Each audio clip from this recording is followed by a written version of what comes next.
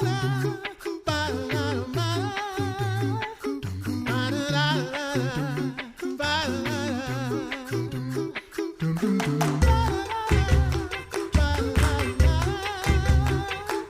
listening to The Coffee Hour. I'm Andy Bates. I'm Sarah Gulseth. Do you like to talk? Do you like to chat? I do. Exactly. That's why we do this, right? Well, if that's your thing, if you like to chat with people or if you like to meet new people, we have a great story for you today and a fun guest to get to share her story about meeting new people as well. You can do that even if you are at home and connected online. As a matter of fact, we have a great way to do that, and we'll share that with you in just a moment. Thanks to Concordia University, Wisconsin for your support of the Coffee Hour. Find out more about Concordia University, Wisconsin at cuw.edu. Live uncommon. Joining us today is our friends from the Office of International Mission, Erin Alter. She's Director of Short-Term Missions for the LCMS Office of International Mission. Erin, thanks so much for joining us today. Thanks for having me. And you brought along a friend that you've had a privilege of working with. And so you brought along Amy Jo. Is it Vorwark? Is that right? Vorwark, yes. Vorwark. Amy Jo, thanks so much for joining us on the Coffee Hour today. Thank you for having me. Amy Jo, you've been a volunteer with the Conversation Partners Program. Tell us what do you think, what prompted you to join the Conversations Partners Program? Well, I've always liked languages, and I was a French major in college, and I taught English as a second language for several years, and I loved it. I totally loved it. So when the opportunity came up with Conversation Partners, I knew it would be a perfect fit. What is it about languages and conversation that you enjoy so much? Honestly, this is going to sound really nerdy, but I love grammar. I just love grammar. That's totally fine. I can't get enough of it. So, and I love to help people. So if I can do both at the same time, and if I can do that in a setting that is church related, God related, I love that so much. It's perfect for me. I'm right there with you, loving grammar. I think that's a cool thing. Not weird at all. Thank you. So tell us about your experience with Conversation Partners. What was something that you learned about culture with this program? Well, actually, I had two conversation partners. One was from Panama, one was from Puerto Rico. And I learned about all kinds of things. One of the missionaries told me about the indigenous people who live in Panama. They're called the Kuna or Guna. It's Kuna or Guna. And they make traditional crafts called molas, M-O-L-A-S. They just take like cotton panels and they stitch them and cut them and make patterns and pictures, and they're simply beautiful. And I also, as far as Puerto Rico, I learned about El Yunque National Forest, which is the only tropical rainforest in the United States National Forest System.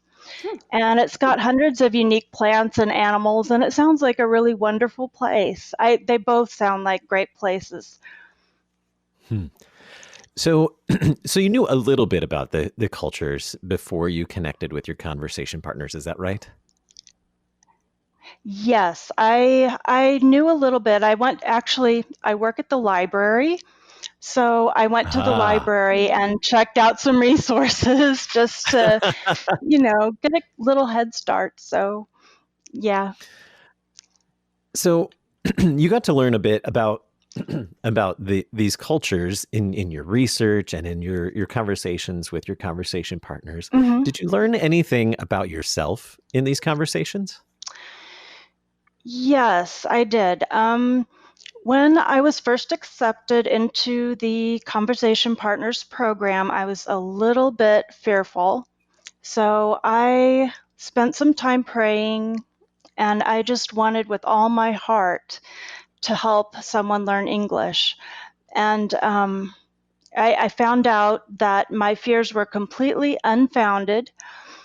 And I feel I should know by now that worrying doesn't help, but I do it anyhow. So Same.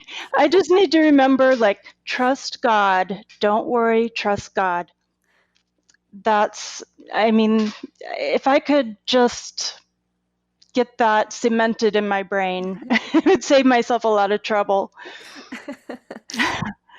What were some of the challenges of being a conversation partner? Well, actually, one of my partners had a lower level of English than I had anticipated. She spoke almost no English. So it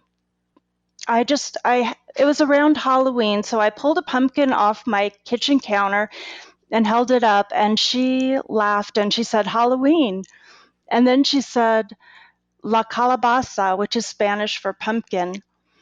And we started talking about the pumpkin, a little bit English, a little bit Spanish, and then we started talking about the colors of objects, and we just kind of improvised. And that challenge just turned into something terrific, and it went really well from there. How did you use some of your background, your previous experiences with teaching English? How did you use some of that in working through challenges like this? Um, Actually, most of what I know about teaching English as a second language, I learned from experience. I started as a volunteer, and the first day I walked in, the the teacher of the class said, "Okay, here you go. Here's half the students. Teach them." so so I just jumped right in, and it it's helped me a lot, I think. One of the main things, though, is just to be flexible, I think, and just kind of go with the flow and be ready to, adapt to your situation, to your students. What did you find most enjoyable about being a conversation partner? I loved English. I loved the Spanish, and I absolutely loved doing it in an LCMS setting. Most of all, I really enjoyed helping and getting to know my conversation partners. And I'm so happy that God brought us together, even though it was, just a few hours. It was so wonderful. And I'm planning to do it again in January. Hmm. What did you see as the goal of each conversation? To help my partner, just to talk. Um, it wasn't a teaching position. It was just a speaking, practicing position. So I just tried to talk and tried to help them understand, and it was really pretty simple and straightforward. How much time would you say you invested in your conversations? How often did you meet with your conversation partners last time? Last time I met 1 hour a week for each one, so that was 2 hours a week. I had an hour with one and then an hour off, and then my next session would start with the other conversation partner, if that makes sense. Sure, So, sure. so about 2 hours a week. And what was it like, arranging the times, and are those arranged for you? How did you schedule your visits with your conversation partners online? We had an opportunity to choose what times would work for us. So I just picked something, and I was open to anything at that point because um, I just wanted to help. It didn't bother me who it was. I just wanted to help someone. So that was it. So it sounds like it was relatively easy. So when did you find out where your conversation partners were from? Was that the first time that you talked to them? No, we had an orientation hour for each one, for Mhm. Panama and for Puerto Rico, um, where we met with other people who were doing the same thing. We met on Zoom. So I did this from my kitchen, where I'm Mhm. talking to you from right now.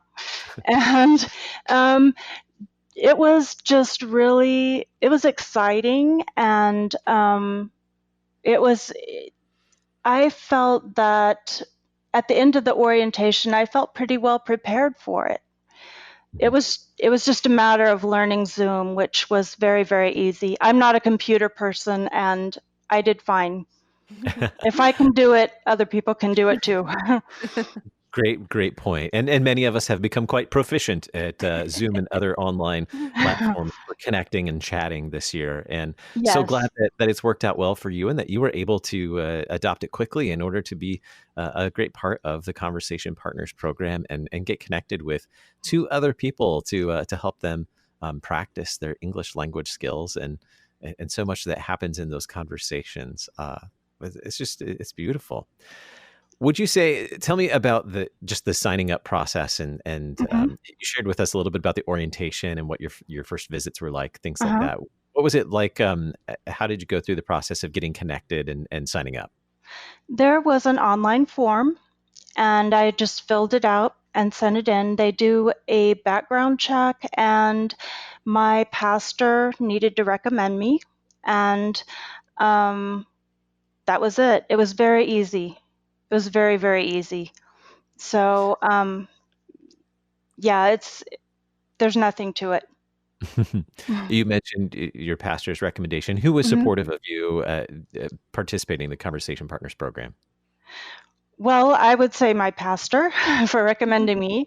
And I have a sister who's been very supportive of me too, doing this. And a friend, Mike, has been really, just, um, I feel support from everywhere, honestly. And of course, I have to give credit to God for leading me to this wonderful experience and letting me get to know people on the other, far away on another part of the world.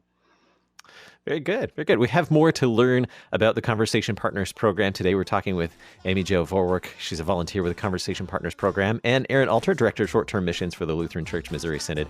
We'll share that with you in just a moment. You're listening to The Coffee Hour. I'm Andy Bates. I'm Sarah Gulseth.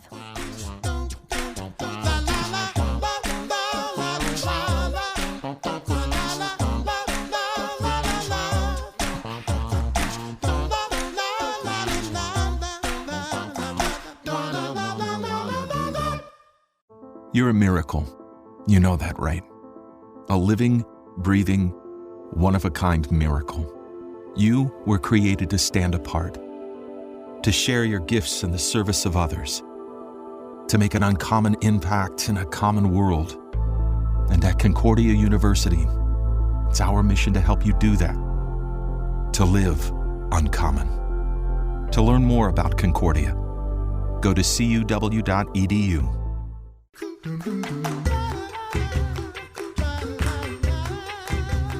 You're listening to The Coffee Hour. I'm Andy Bates. I'm Sarah Gulseth. We're talking about chatting with people in a great program called the Conversation Partners program. And today we're talking with Amy Jo Vorwark. She's a volunteer with the Conversation Partners program and had the chance to meet people from two different countries. You mentioned, was it Panama and Puerto Rico? Is that right, Amy Jo? Yes, that's correct. And you've shared nothing but wonderful things about how this has been a good experience for you. hmm What would you say to someone who's considering serving as a volunteer in the Conversation Partners program? I would say it's a wonderful opportunity. It's volunteer, it's free. Sign up, and um, I would say go for it, because I was afraid at first, but it was a good thing, and I'm so glad I'm doing it again. So and so I hope, if you're listening and you're thinking about doing this, that you'll give it a try. You mentioned you were kind of afraid at first. When did those fears Yes. begin to subside, or do you still get a little nervous every time you chat? No, I honestly, most of my fear came with the Zoom, the Mhm. technological part of it. I am just not a technological person at all. So, um, but the missionaries were very supportive and very helpful, and I would like to thank them for their help and support in this. It was just, maybe a time or two, and I felt very at ease doing it. Erin, tell us about the Conversation Partners program. How did this begin? Well, this came out of honestly, it came out of the disappointment of having to cancel so many of our, well, not even so many, all of our short-term mission opportunities for basically since the beginning of the pandemic. And once we realized that things weren't going to resolve quickly, we started brainstorming, were there other ways that volunteers could still connect with the work that's being done around the world? And then we asked our missionaries, and we were like, well, is there anything that would actually be something that would bring value to the work that you're doing and serving the people that you're working with? And many of their programs had also, the pandemic had put a halt to them as well. And so they thought, well, if there was a way to do the conversation using Zoom, that could be something worth trying. So we gave it a go. Back in the summer, we did the first round of it, and it was incredible. The response that we had on both sides, both the volunteers from the U.S., but also the participants around the world. Everyone was very eager to try it out, and it ended up being a lot of fun and really a benefit and a blessing to everyone who participated. And so we were like, well, we've got to continue with this. So this is now the third round of the English Conversation Partners that we'll be doing in the winter. We had one in the fall then as well. And this will be round 3. And still excited about it. We've had different countries that have inquired and are considering, missionaries from countries that haven't done it before are considering, do they think they'd be able to pull together participants who would be able to join in this time? And we're gonna wait and see how many volunteers we have before we try and really finalize the specific locations and times. Because we don't want to have a big imbalance between the people who've signed up and the people that are, the people who've signed up on either side. We want to try and balance that out as far as the number of participants. Mm-hmm. So Amy Jo worked with people from Panama and Puerto Rico. Where are some of the countries that people have come from in the last 2 sessions of this, Erin? Yeah, we've had people in the Czech Republic and Russia, Dominican Republic, and Canada as well. Canada was interesting because it's actually not the people that are participating at the church in Canada. It's a unique location. And it's one where it's a church that is serving their community. And so the participants are actually immigrants from around the world who are living in that community in Montreal, where our missionary Charles St. Ange is based. And so that's the connection there.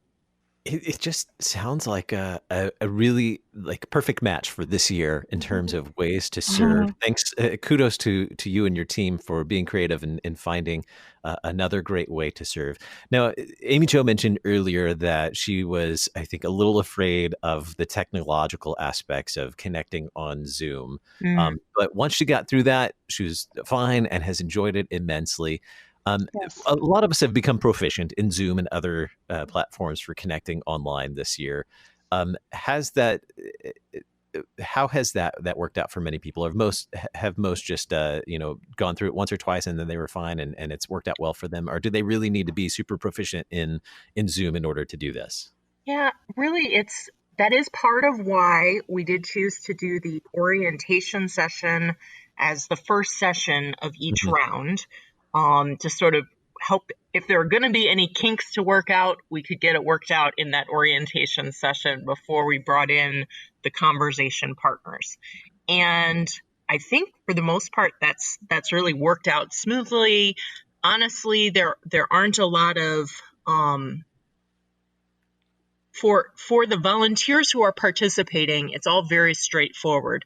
We did actually do some practicing on our side with the missionary hosts because we decided we wanted to try using breakout rooms as part of the event, which for the volunteers who are participating, they don't have to manage the logistics of that, but we did want the missionaries to be comfortable in how they would set those up and when do they open those. So we did some practicing to make sure that part of the event would go smoothly. But as far as the volunteers and the participants go, the feedback has all been very positive as far as the ease of using Zoom and the technology with it. So who is able to do this program? Who's eligible for this? And who are the people that you're looking for this next go around? Yeah, it's LCMS members. If you are a native speaker of English and you're a member of an LCMS congregation, then this is something. If you have an hour a week that you could devote to it, this would be a great opportunity to serve without having to get out your passport, and you could still serve internationally. We've had a couple of high school students who have also signed up for it, and in the case of high school students, if you're still a minor, then we do need your parents' permission. So we'll still go through the process. We'll get the pastor's reference, but we will before we'll make it official. We'll want their parent to also say that yes, we're aware that our child is participating in this opportunity. But yeah, that we'd love to have more people. We're actually having a bunch of college students this round as well. We've connected with the English, what is it called? The Teaching English to Students of Other Languages. I'm probably butchering the name of their program, but the ESL program at Concordia, Nebraska is going to be encouraging their students who are majoring in that to participate this round so that they can get a little bit of professional experience in teaching English. And so there's a lot of different ways, but I also don't want people to feel like, oh, I don't like grammar. Or I'm not professionally trained as a teacher. Is this really for me? Honestly, it is. We chose the name Conversation Partners pretty deliberately because you don't need to be a grammar expert. You need to be able to chat. And so that's what it is. You don't need to focus on let's make sure we're using the past perfect participle or whatever. I am not a grammar lover, and it's still something that you can talk and have a conversation and give somebody the opportunity to actually use their English skills with a native English speaker. That's a huge opportunity that people who, when you don't live among a bunch of fluent speakers, it's hard to get that opportunity to actually practice. And it really builds confidence when you get the chance to actually just have simple conversations and try things out and make some mistakes. And it doesn't it's not the end of the world when you get to do that. You can still have a successful conversation without it being perfect. That's what conversation is about, really. With just under a minute left, can you share with us about the next session, and the dates of the next session, and how to apply? Sure. So the next session is January 11th through February 19th. And to apply, if you go to servenow.lcms.org, you'll see the opportunity there for Online English Conversation Partners the winter session. And if you just click that link to apply, that'll get it started. And it's an online form, and it's very straightforward. Very good. Very good. servenow.lcms.org. It has been a delight to hear this great story. Amy Jo Vorwark, thank you so much for sharing your story as a conversation partner with us today on the Coffee Hour. You're welcome. Thank you for letting me be here. It was great. And Erin Alter, Director of Short-Term Missions, Lutheran Church Missouri Synod. Erin, thanks so much for joining us on the Coffee Hour again today. It's a pleasure to be here. I'm Andy Bates. I'm Sarah Golseth.